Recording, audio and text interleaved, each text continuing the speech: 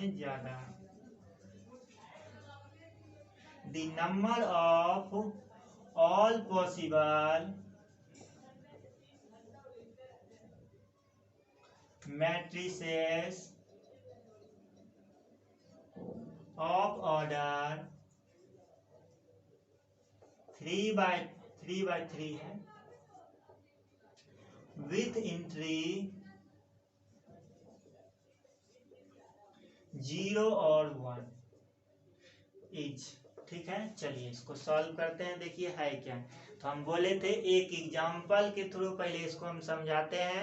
ये देखिए चूंकि आपका 3 by 3 मैट्रिक्स का है तो थोड़ा इसको लॉन्ग करना होगा। हम इस मैट्रिक्स को जो है चेंज कर देते हैं, ठीक है, तब इसको सॉल्व करते हैं। ठीक है, चलिए एक मैट्रिक्स जो है हम 2 रो और 1 कॉलम का बात करते हैं। ठीक है, चलिए 2 रो 1 कॉलम, 2 रो 1 कॉलम यानी A21 का बात हम करेंगे। कहने का मतलब 2 रो 1 कॉलम का बात हम करने वाले हैं। ठीक है, तो देखिए इसको पहले लिखते हैं। 2 रो 1 कॉलम 1 2, ठीक, ऐसे ही लिखाएगा। ये हो गया A11 A21। ठीक है, 2 रो 1 कॉलम के रूप में लिख दिए। ठीक है, चलिए, या इसको आप अगर चाहते हैं 2 रो 3 कॉलम 3 रो 2 कॉलम भी के रूप में लिख सकते हैं। ठीक है, आपके मन पर है। ठीक, तो चलिए मान लीजिए आप पहले, ठीक है, जो बोले हैं रहने दीजिए। ठीक, 2 रो 1 कॉलम का बात किए हैं। तो देखिए अब कह रहा है, क्वेश्चन को ध्यान से देखिए, ये तो आपका यहाँ तक है ही। कहता एंट्री 0 और 1, यानी कि देखिए ये जो मैट्रिक्स हम बनाए हैं 2 रो 1 कॉलम का, तो कहता इसके जो इसमें जो एंट्री होगा या तो 0 होगा या तो 1 होगा। चलिए देखिए इसका क्या कहने का मतलब है। कहता है कि जब आप मैट्रिक्स बनाइएगा तो 0 और 1 ही एंट्री आना चाहिए। चलिए फर्स्ट चांस में हम बोले 0 होगा, ठीक है, सेकेंड चांस में बोले कि 1 होगा। ठीक है, चलिए पहला मैट्रिक्स हो चुका है। फिर नेक्स्ट हम आते हैं। फिर हम बोल दिए कि फर्स्ट बार में 1 आएगा, सेकेंड बार में 0 आएगा।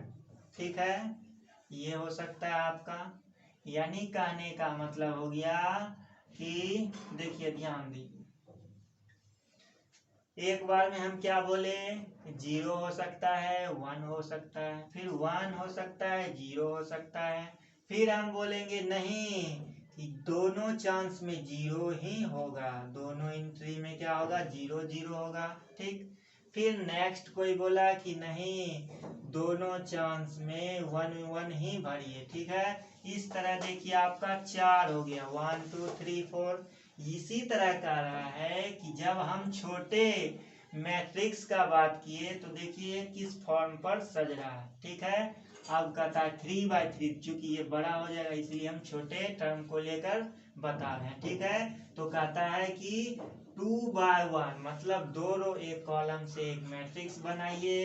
अब कहता है एंट्री होगा 0 और 1, यानी 0 भी हो सकता है 1 भी हो सकता है। ठीक है, तो 0 होगा तो 0 हो गया 1 हो गया। ठीक, कोई आदमी बोला 0 लिखिए फिर उसके बाद 1 लिखिए, कोई बोला 1 लिखिए उसके बाद 0 लिखिए, कोई बोला नहीं नहीं 0 और 0 दोनों लिखिए और 1 1 दोनों लिखिए। इसके अलावा और कुछ नहीं हो सकता है, सोच के देखिए, इसके अलावा सारे टर्म का यूज इसमें हो चुका है। तो देखिए आप इसका क्वेश्चन इसी तरह मान लीजिए, सेकेंड क्वेश्चन आप करता the number of all possible matrices of order 2 by 1 with entry 0 और 1। तो देखिए नेक्स्ट क्वेश्चन आपका यही है, मान लीजिए ये आपका फर्स्ट क्वेश्चन हुआ, सेकेंड क्वेश्चन आपका मान लीजिए ये।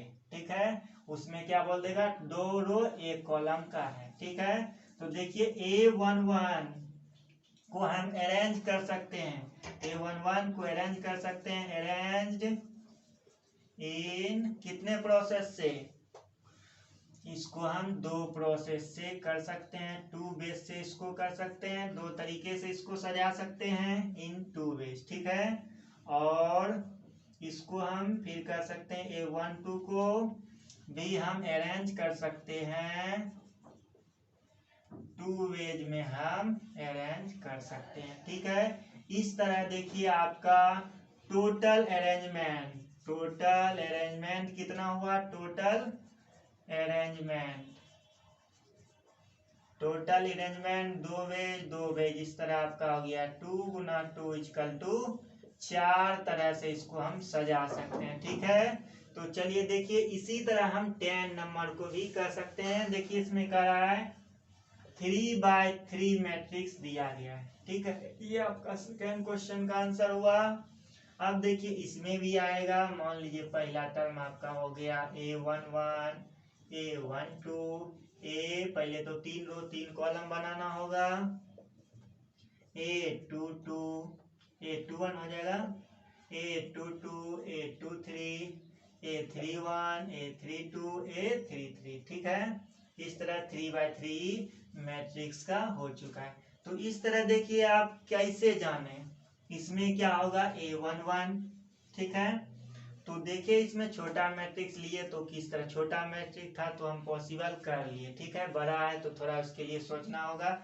इसको भी कहेंगे A11 को हम 0-1 से इसको अरेंज करना, तो चूंकि थोड़ा 9 टर्म को अरेंज करना तो 0 0 0 0 1 1 0 0 इसी तरह सजाना है। सजा के कहता है कितने प्रोसेस से इसको हम लिख सकते हैं, क्योंकि ये 4 यानी कि 2 एलिमेंट ही था तो हम इसको सजा के लिख दिए इसमें। अब देखिए प्रोसेस क्या है, किस तरह पता चला।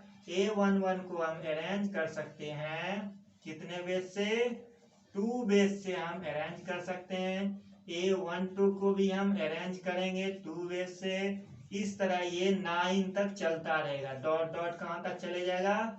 A33 को हम 2 बेस से ही क्या करेंगे, अरेंज कर सकते हैं। तो टोटल अरेंजमेंट कितना हो गया, अरेंजमेंट हो गया 2 गुना 2 गुना 2 गुना 2 ऐसे डॉट डॉट कहाँ तक जाएगा, 9 तक जाएगा, 2 पर पावर 9, 2 पर पावर 9 आपका कितना हो जाता है 512। चलिए गुना करके देख लेते हैं,